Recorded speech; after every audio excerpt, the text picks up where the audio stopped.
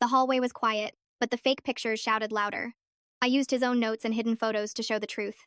From silence came justice, and his mask broke. Before we continue, please subscribe to the channel and let us know where you are listening from in the comments. I'll never forget the day Victoria Chen walked back into Westfield High after 4 months away. It was a Tuesday morning in late September, and the hallways fell silent as she passed through them. The girl who'd once owned these corridors, student council, president, debate team captain, straight-A student, now moved like a ghost, trying not to disturb the living. I watched from my locker as she kept her head down, her long black hair forming a curtain between her and the stairs. The whispers started before she even reached her first class. "Did you see the photos? I heard she had to leave because..." My mom says she made it all up for attention. The photos they were talking about weren't real.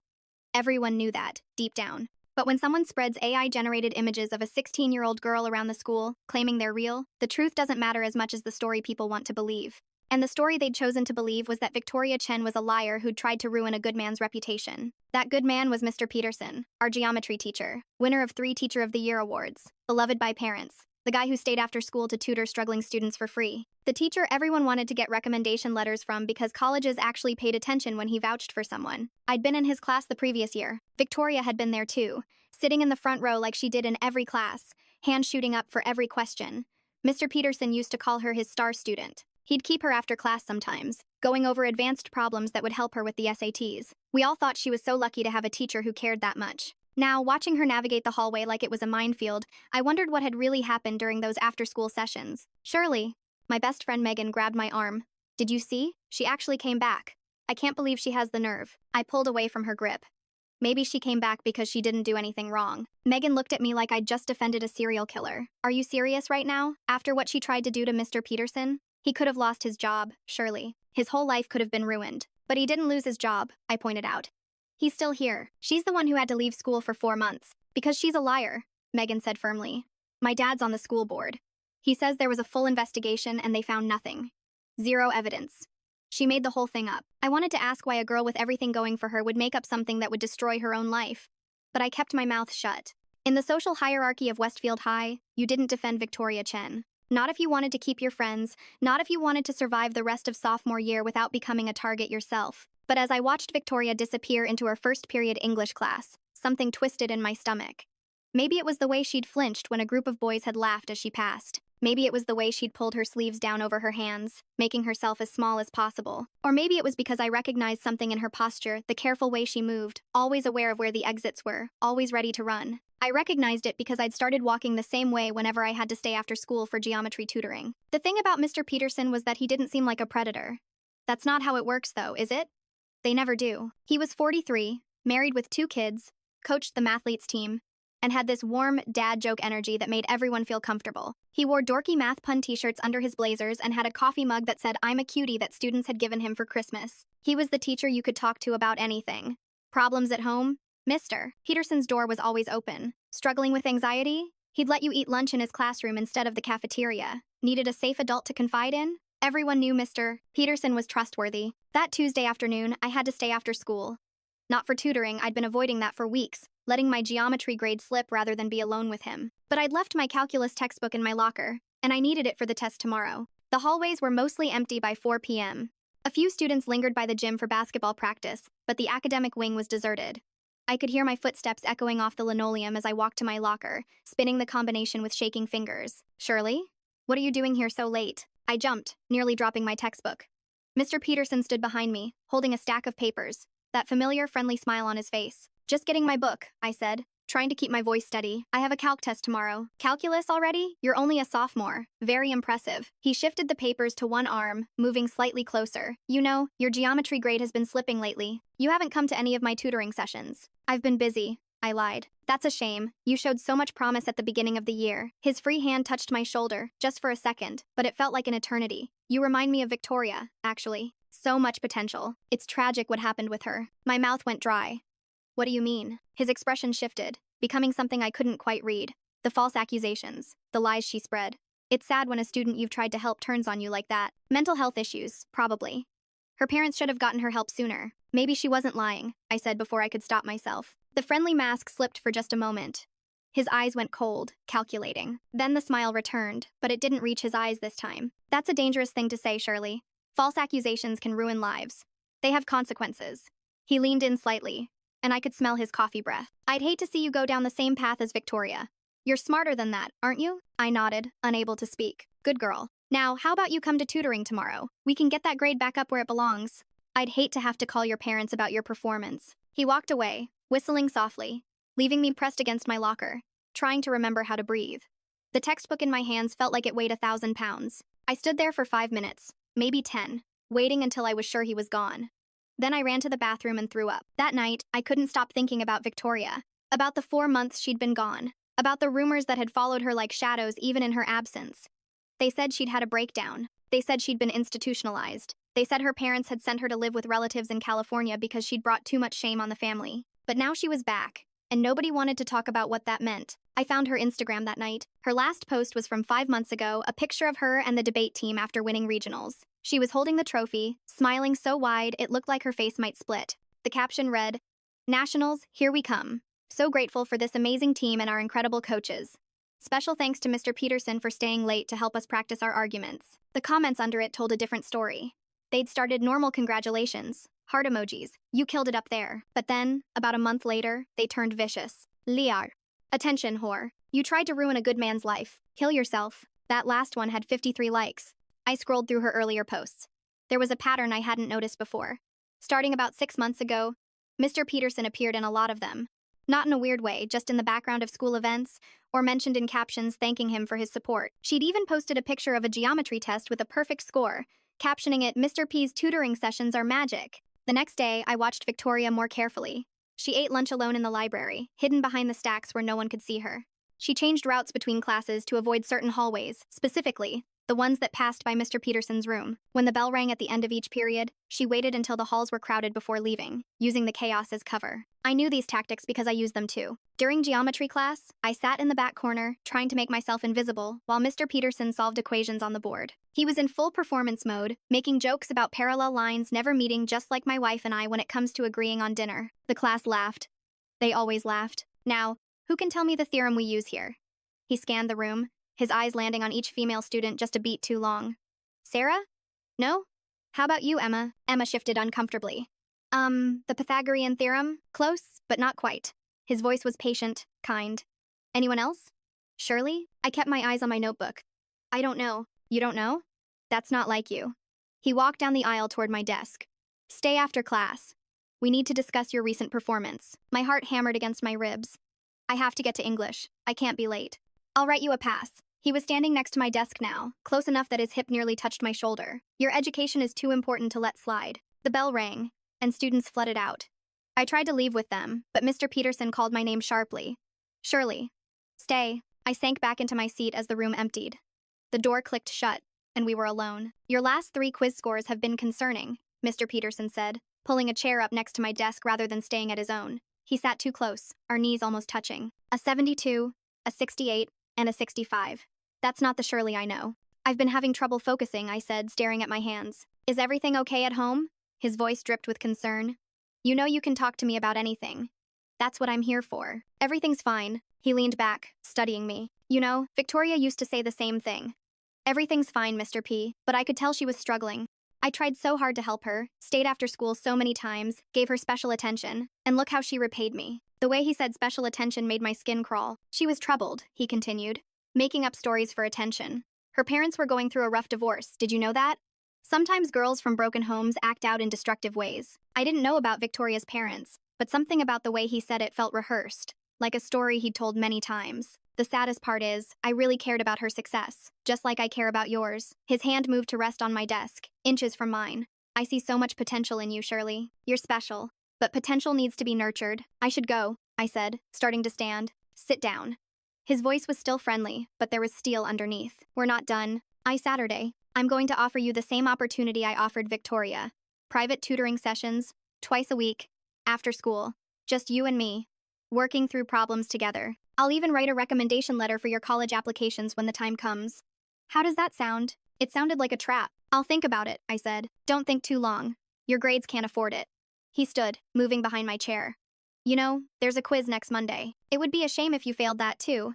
Your parents would be so disappointed. His hand brushed my shoulder as he walked back to his desk.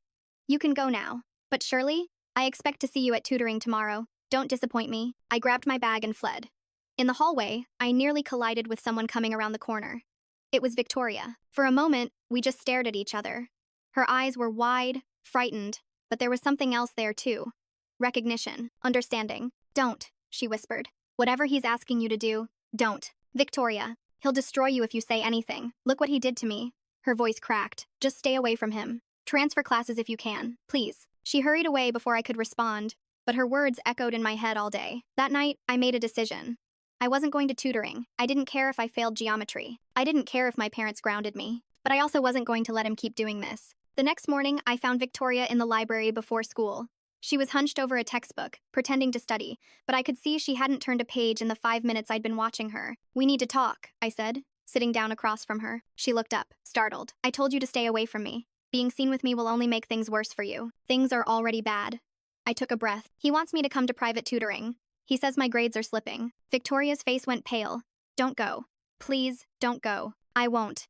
But Victoria, we can't let him keep doing this. There have to be others. You think I didn't try? Her voice was bitter. I reported it. I told the principal, the counselor, my parents. There was an investigation. She made air quotes around the word. They said there was no evidence. It was my word against his. And who's going to believe a troubled teen over a beloved teacher? But if there were two of us, she interrupted. Another girl came forward after I did. Ashley Morrison. She graduated last year. But they said we were copying each other's stories, that I'd influenced her. They made it seem like we were conspiring against him. My stomach dropped. Ashley Morrison? But she loved Mr. Peterson. She always said he was her favorite teacher. Victoria's laugh was hollow. Yeah. She said that too, right up until she didn't. That afternoon, I did something I probably shouldn't have. I waited until Mr. Peterson left for his lunch duty, then slipped into his empty classroom. I told myself I was just looking for my pencil case that I'd accidentally left behind. But really, I was looking for something, anything, that might prove Victoria was telling the truth. His desk was neat, organized. A photo of his family sat next to his computer, his wife smiling, his kids grinning gap-toothed at the camera. Normal. Perfect. Nothing that screamed predator. But then I noticed his gradebook. Not the digital one, an old-fashioned paper one he kept in his drawer. Some teachers still use them as backup. The drawer was locked, but the lock was cheap, the kind you could open with a bobby pin if you knew how. My older brother had taught me that trick years ago when I'd locked myself out of my diary. I shouldn't have opened it, I know that, but I did. The gradebook looked normal at first. Names, scores, attendance marks. But then I noticed something odd. Next to certain names, all girls, there were little stars drawn in pencil. Victoria had 3 stars next to her name. Ashley Morrison, when I flipped back to last year, had 3 stars too. My name had 1 star. There were others. Emma Chen, 2 stars. Sarah Williams, 1 star. Mia Rodriguez, 2 stars. All current students, all in his geometry classes. I pulled out my phone and took pictures of every page, my hands shaking. I was so focused on documenting everything that I didn't hear the footsteps in the hallway. What are you doing? I spun around, shoving my phone in my pocket. But it wasn't Mr. Peterson. It was Mrs. Chen, the AP literature teacher. I left my pencil case, I stammered, holding up the case I'd grabbed from his desk. She looked at me for a long moment, then at the open drawer, then back at me. Close that drawer and come with me. Now. I thought I was done for. She was going to report me for snooping, and I'd be suspended. But instead, she led me to her empty classroom and locked the door behind us. Sit, she said, and I did. She pulled a chair up across from me, her expression serious but not angry. What were you really doing in there, Shirley? I couldn't lie. Something about the way she was looking at me, concerned rather than accusatory, made the truth spill out. I was looking for evidence. About Mr. Peterson, about what he did to Victoria. Mrs. Chen was quiet for a moment. Then she said, "You believe her, don't you?" I challenged. She sighed, looking older suddenly. What I believe doesn't matter. What matters is keeping you safe. Whatever you found in there, whatever you think you know, you need to be very careful about what you do next. So we're just supposed to let him keep doing this? I didn't say that. She pulled out a business card and slid it across the desk. This is a friend of mine. She works with the district's independent investigation unit. If you have evidence, real evidence, she's the person to talk to. But Shirley, you cannot do this alone. And you cannot confront him. I looked at the card. Sarah Mills, independent investigator. Has Victoria talked to her? Victoria's case was handled internally by the school. This island, a different channel. One that might actually listen. Mrs. Chen stood. I'm going to pretend this conversation never happened. But Shirley, be smart and be safe. That night, I called Victoria. It took her 3 tries to answer, and when she did, her voice was wary. Why are you calling me? I found something, I said. In Mr. Peterson's gradebook. Can we meet? Silence. Then, you went through his things? Are you insane? Victoria, please, there's a pattern, the stars. Stars? Her voice sharpened. He draws stars? next to certain girls' names. You have 3. So did Ashley Morrison. I heard her sharp intake of breath. Oh my God. He told me I was a 3-star student. Said I was special. Said I earned them through our sessions. Victoria, I have photos. And Mrs. Chen gave me a contact someone outside the school who might actually investigate. It won't matter, she said, but she sounded less certain. They'll just say the stars mean nothing. That we're reading into things. Maybe. Or maybe if we can find the other girls with stars, if we can establish a pattern, no one will come forward. Look what happened to me. Why would anyone risk that? She was right. The social destruction of Victoria Chen had been swift and complete, but I kept thinking about those stars, about the way he'd looked at me when he'd said I had potential. Then we find another way, I said. Victoria, he's not going to stop. You know that, right? Silence stretched between us. Finally, she said, there's something else. Something I never told anyone because I knew they wouldn't believe me. He has photos. My blood ran cold. What kind of photos? Not those kinds. At least, I don't think so. But photos of us, the star students that he took during tutoring. Innocent-looking stuff. Us working at the board, leaning over problems. But the angles were wrong. Like he was trying to capture something. And he'd always compliment what we were wearing in them. Do you know where he keeps them? On his laptop, probably. He was always careful about his phone, but he'd leave his laptop open sometimes during our sessions. I saw a folder once labeled Academic Stars. Academic Stars. 3-star students. It was all connecting in a way that made me want to throw up. Victoria, I said, we're going to stop him. How? We're just kids. He's a respected teacher. He has the whole community behind him. Then we make the community see who he really island. The next day at school was when everything started to escalate. I decided to skip Mr. Peterson's class entirely, hiding in the bathroom during that period. It was a coward's move, but I couldn't sit in that room, couldn't watch him perform his caring teacher act while knowing what I knew. I was washing my hands when the door burst open. 3 girls walked in: Madison Harper, Jessica Liu, and Brooke Anderson, the same girls who used to be Victoria's best friends before everything happened. Well, look who's hiding in here, Madison said, her voice dripping with fake sweetness. Shouldn't you be in geometry, Shirley? I'm not feeling well, I muttered. Yeah, I bet. Jessica pulled out her phone. You know, we saw you talking to Victoria yesterday. In the library. My stomach clenched. So, we thought you should see what happens to girls who spread lies about good teachers. Madison grabbed the phone and showed me the screen. It was an Instagram post, a photo of Victoria that had been edited, AI generated to look like she was in a compromising position. The caption read, "The real reason she left school. Pass it on." That's disgusting, I said. You know that's not real. Doesn't matter if it's real, Brooke said. What matters is that everyone's already seen it. It's been shared 200 times since this morning. You could go to jail for this, I said. She's a minor. This is distribution of what? A fake photo? Madison laughed. Good luck proving we had anything to do with it. It came from an anonymous account. Why are you doing this to her? Jessica's expression hardened. Because she tried to ruin Mr. Peterson's life. He wrote my recommendation letter for Yale. He's the reason I have a future. And that lying bitch tried to destroy him because she couldn't handle getting a B on one test. That's not what happened. How would you know? Madison stepped closer. Unless you're planning to spread the same lies. Are you, Shirley? Because we have plenty more photos where that came from. AI is amazing these days. It can put anyone's face on anything. The threat was clear. Stay quiet or become the next Victoria. They left me standing there, shaking with rage. I pulled out my phone and called the number on the card Mrs. Chen had given me. Sarah Mills answered on the second ring. This is Sarah. My name is Shirley. I'm a student at Westfield High. I need to talk to you about Mr. Peterson. And I have evidence. There was a pause. Can you meet me after school? There's a coffee shop on 5th Street. No, I interrupted. It needs to be now. They're distributing AI-generated pornographic images of a student who previously reported him. If we wait, more girls are going to get hurt. I'll be there in 30 minutes. Meet me in the main office. I hung up and texted Victoria. Don't check Instagram. Meet me after school. We're going to end this. Her response was immediate. Too late. I've seen it. I'm done. I'm leaving. Please don't. I called an investigator. She's coming now. It won't matter. They always win. I thought about the stars in the grade book. About Ashley Morrison. About all the girls who would come after us if we didn't stop this now. Not this time, I texted back. This time, we fight back. I spent the rest of the period in the bathroom, documenting everything I could remember. Every interaction with Mr. Peterson. Every strange comment. Every moment that had made my skin crawl. I uploaded all the photos of his gradebook to a cloud drive and shared it with Sarah Mills's email. When I finally emerged, the hallway was mostly empty. Lunch period. I started toward the main office, but as I passed by the back exit near the gym, I heard voices. One of them was Mr. Peterson's. I should have kept walking, should have gone straight to the office, but something made me stop, made me creep closer to the slightly open door. Understand your concern, but these are baseless accusations, Mr. Peterson was saying. The girl is clearly disturbed. Now she's recruited another student into her delusions. Tom, I'm just saying maybe you should be more careful. It was Coach Williams, The optics aren't great. The optics?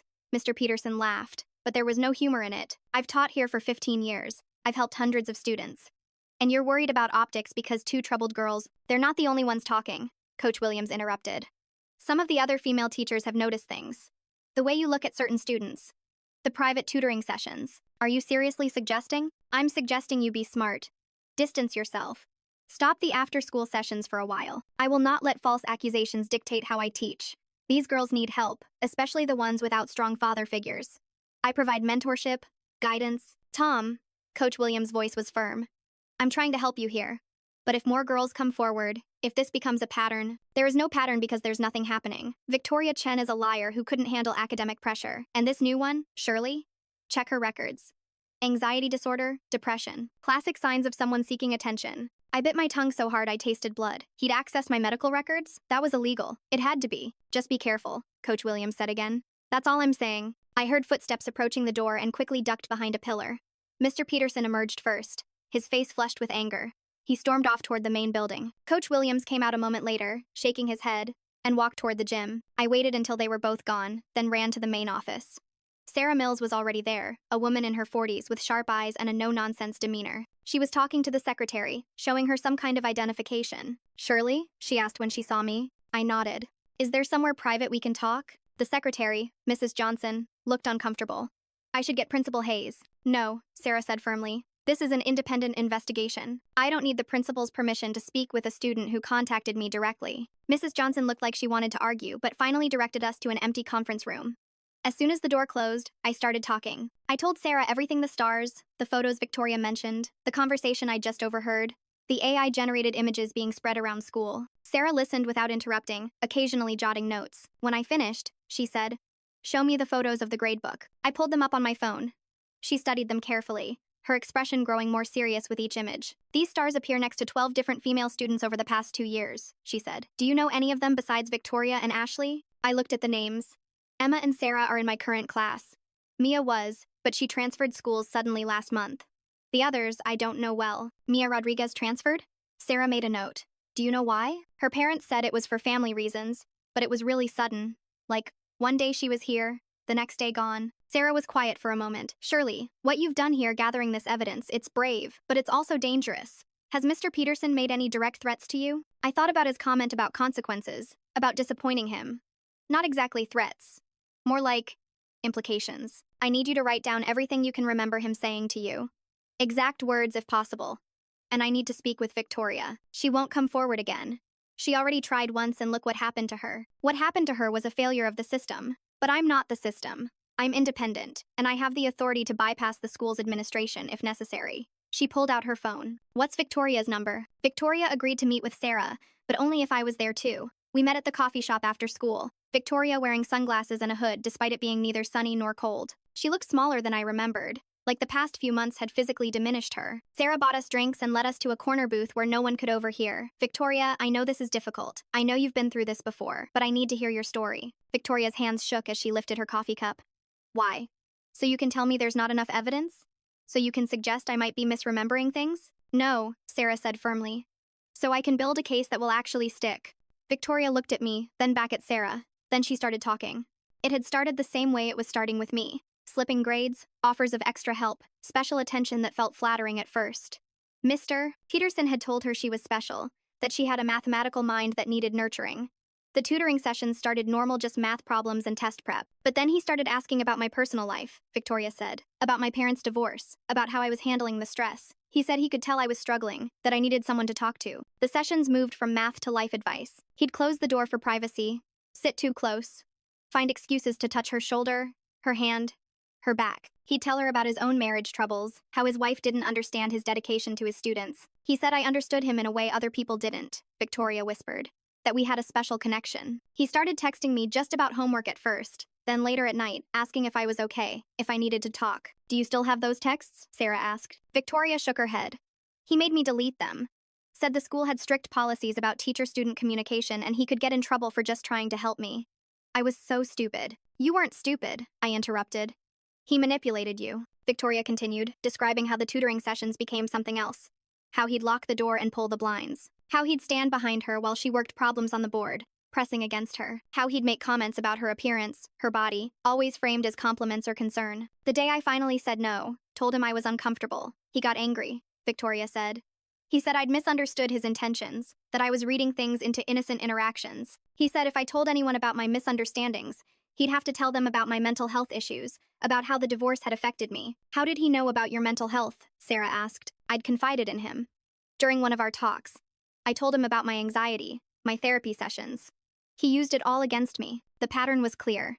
Identify vulnerable girls, gain their trust, isolate them, escalate gradually, then gaslight them if they resist. When I reported it, he'd already prepared everyone, Victoria said. He'd been telling other teachers he was concerned about me, that I was showing signs of emotional instability. He'd documented every time I cried in a tutoring session, leaving out that he'd deliberately upset me first. By the time I came forward, he'd created a narrative where I was a troubled girl fixating on a teacher who'd simply tried to help. Sarah had been recording the conversation with Victoria's permission. She turned off the recorder and leaned forward. Victoria, I believe you. And with the evidence Shirley's found, plus your testimony, we can establish a pattern. But I need to ask, do you know of any physical evidence? Anything he might have kept? Victoria hesitated. There's something I didn't tell anyone before. He has a notebook. Not the grade book, a personal one. He'd write in it during our sessions sometimes. Once, when he stepped out to make copies, I looked at it. It had notes about different girls. Things like VC, responsive to emotional support, or AM, father issues, seeking approval. It was like he was studying us. Where does he keep this notebook? Bottom drawer of his desk, left side. Under some old textbooks. Sarah made a note. I'll need a warrant for that, but this helps. Now, I need to ask you both something difficult. Would you be willing to testify if this goes to a formal hearing? Victoria's face went pale. You mean publicly? In front of everyone? It might not come to that. With enough evidence, the school might settle quietly. But I need to know you're prepared for that possibility. I spoke first. I'll testify. Victoria was quiet for a long moment, then she straightened her shoulders. They've already destroyed my reputation. What else can they take? Yes, I'll testify. Sarah smiled for the first time. You're both very brave. Now, here's what happens next. I'm going to request those records officially. I'm also going to interview the other girls with stars next to their names. In the meantime, I need you both to stay away from Mr. Peterson. No confrontations, no more investigating on your own. What about the AI photos being spread around? I ask. I'll be contacting the police about those. Distribution of manipulated images of a minor is a crime, regardless of whether they're real. The students responsible will face consequences. As we left the coffee shop, Victoria grabbed my arm. Why did you believe me? When everyone else thinks I'm a liar, I thought about Mr. Peterson's hand on my shoulder, his breath on my neck, the way he'd said I had potential. Because I recognized the look in your eyes. The same one I see in the mirror lately. That night, everything exploded on social media. Someone I never found out who had seen Victoria and me with Sarah at the coffee shop and posted about it. The liar and her new recruit meeting with some woman. Plotting more lies about Mr. P? By morning, I was getting the same treatment as Victoria. The whispers, the stares, the accidentally bumped shoulders in the hallway. Someone had taped a note to my locker. Attention, whore. But something unexpected happened in geometry class. Mr. Peterson wasn't there. A substitute sat at his desk, looking confused and overwhelmed. The class was buzzing with speculation. I heard he's sick, someone said. My mom said the school put him on leave, another student whispered. Emma Chen, who had 2 stars next to her name, looked pale. She kept glancing at the empty desk like she expected Mr. Peterson to materialize. At lunch, Mrs. Chen found me in the library. Are you okay? She asked quietly. I've been better. She sat down across from me. Sarah Mills moves fast. She got an emergency injunction this morning. Mr. Peterson can't be on school property while the investigation is ongoing. So he's suspended? Administrative leave. With pay, for now. But it's a start. She paused. Shirley, what you did was brave. But things might get worse before they get better. People don't like having their heroes exposed as villains. She was right. By the end of the day, a petition had started circulating. Reinstate Mr. Peterson. Stop the witch hunt. It had over 200 signatures by final bell. But something else was happening too. Emma Chen approached me after school, glancing around nervously. Can I talk to you? We found an empty classroom. Emma was trembling. The stars, she said. You know about the stars? I nodded. He told me I could earn a 3rd star, she whispered. Said I just needed more one-on-one attention. I was supposed to start private tutoring next week. Emma, has he ever? Not yet, but the way he looks at me. And last week, he asked if everything was okay at home. My parents are getting divorced, and somehow he knew. She started crying. I thought I was special. I thought he actually cared about my success. He targets girls with problems at home. I said gently. It's not your fault. Will you tell the investigator about me? You should tell her yourself. The more of us who come forward, the stronger the case. Emma nodded, wiping her eyes. There's another girl, Mia Rodriguez. She didn't transfer for family reasons. She left because of him. We were friends, and before she left, she told me Mr. Peterson had been texting her late at night. Her parents found out and pulled her out immediately, but they didn't report it because they didn't want her involved in a scandal. My heart sank. How many families had chosen silence to protect their daughters' reputations, not realizing it enabled him to continue? That evening, my phone rang. It was Sarah Mills. Shirley, I need to tell you something. We executed a warrant on Mr. Peterson's classroom today. We found the notebook Victoria mentioned. My pulse quickened. What was in it? Detailed notes on 37 female students over the past 5 years. Their vulnerabilities, their home situations, their emotional states. It's essentially a predator's playbook. She paused.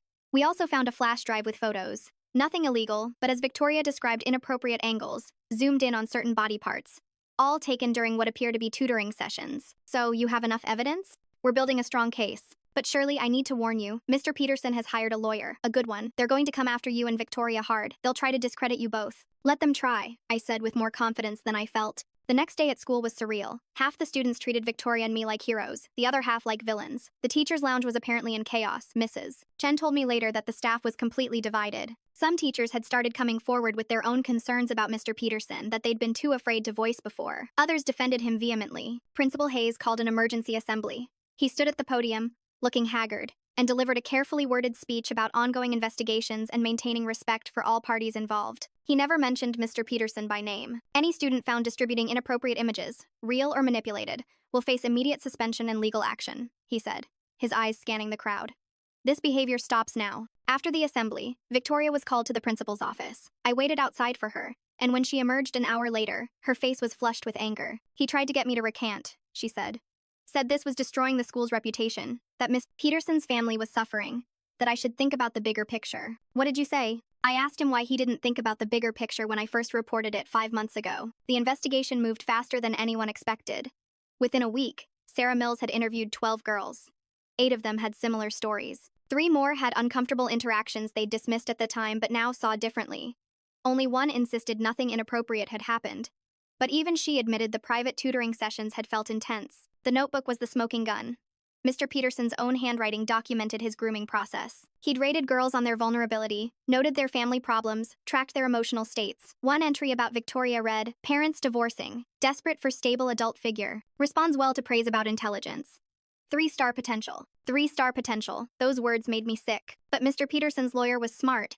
He argued the notebook was simply a teacher, keeping detailed records to better help struggling students. The photos were taken to document student progress. The tutoring sessions were offered to help girls who needed extra support. Then Mia Rodriguez came back. Her parents had been following the news, and when they learned about the notebook, about the pattern, they decided silence was no longer an option. Mia had kept everything, every text, every email, every inappropriate message Mr. Peterson had sent her. He'd been careless with Mia, maybe because she'd seemed so shy, so unlikely to speak up. The text started professionally, but quickly became personal. Then came the comments about her appearance, the suggestions they meet outside school, the increasingly intimate questions about her personal life. One text, sent at 11 p.m. on a school night, read, "You look beautiful when you're concentrating on math problems. I love watching your mind work." Another, "Your boyfriend doesn't deserve you. You need someone who appreciates your intelligence." Mia hadn't had a boyfriend. When she'd told him that, he'd responded, "Good. You're too special to waste on high school boys." The lawyer tried to argue the texts were taken out of context, but there were too many, painting too clear a picture. Then Ashley Morrison, the girl who'd graduated the previous year, came forward with her own evidence. She'd recorded one of their tutoring sessions on her phone, hoping to study from it later. The recording captured Mr. Peterson telling her she was developing into such a beautiful young woman and that he couldn't help but notice how her body had changed over the school year. The community was in uproar. The Facebook group Westfield Parents became a battleground. Some parents demanded Mr. Peterson's immediate firing. Others insisted he was being railroaded by troubled girls seeking attention. Then the news broke that made everything worse or better, depending on your perspective. 3 former students from Mr. Peterson's previous school came forward. They'd seen the news coverage and recognized the pattern. He'd left that school voluntarily after disagreements with administration. The real reason, they revealed, was that a girl had complained about inappropriate conduct. But the school had let him resign quietly to avoid scandal. Westfield High had never checked beyond his glowing references. The school board called an emergency meeting. The auditorium was packed with parents, students, and media. Victoria and I sat in the back, trying to be invisible, but everyone knew who we were. Mr. Peterson's wife was there, sitting in the front row, her face a mask of stone. Their 2 kids weren't present, probably kept home to avoid the circus. The board president called the meeting to order. Sarah Mills presented her findings in clinical, devastating detail. The notebook, the texts, the recordings, the pattern spanning 2 schools and at least 5 years. When she finished, Mr. Peterson's lawyer stood. He was a smooth talker, suggesting this was a misunderstanding blown out of proportion. That Mr. Peterson was simply a dedicated teacher whose caring nature had been misinterpreted. Then he made a mistake.